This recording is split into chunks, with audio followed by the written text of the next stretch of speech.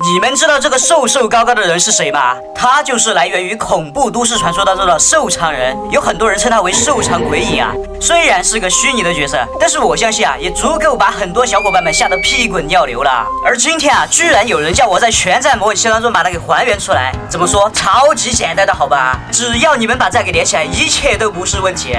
虽然瘦长人的声音咱们也没听过啊，但是为了能够吓到你们啊，我给他选了一个非常恐怖的声音，你们听一下。哈哈，被吓到了吧，兄弟们？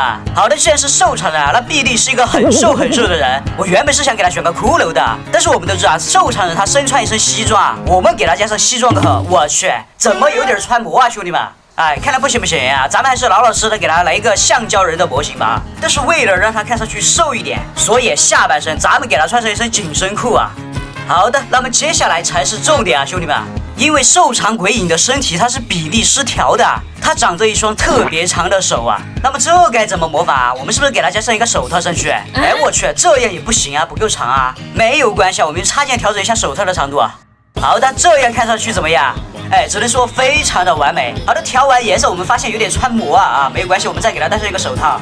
其次啊，瘦长鬼影还有个特点，就是他的脸上没有五官啊，这该怎么模拟啊？其实这个东西就更简单了，咱们只需要给它戴上一个头套上去，然后再给它叠加一个面罩，把眼睛给遮住。好的，它的头不是白色吗？咱们就直接给它调成全白色啊。那么瘦长人是不是就捏出来了？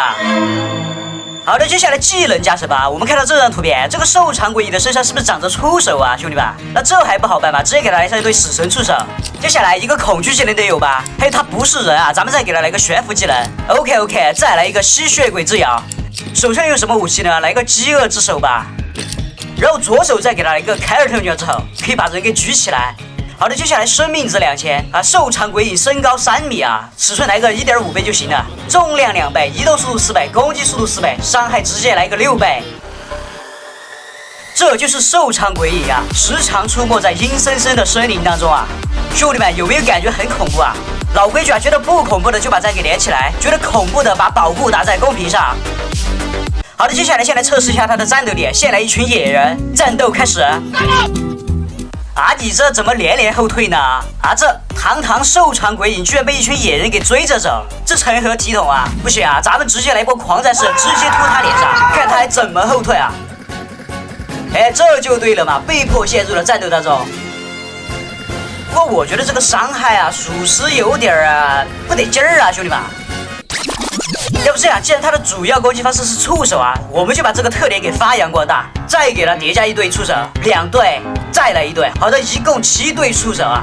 瘦长人不是会瞬移吗？我们再给他来一个杀手隐形。好的，那么这一次啊，剑士们在森林当中遇见了瘦长人啊，战斗开始，一个瞬移直接闪现到剑士后方。哎，怎么一波触手就没了呢？哇，这一波比上一波更加猛烈啊！一共7对触手啊，一队有6条触手，一共有42条触手啊！就这威力，这谁遭得住啊？不是见谁秒谁吗？那么就这波还原啊，兄弟们，满分10分，你们会打多少分呢？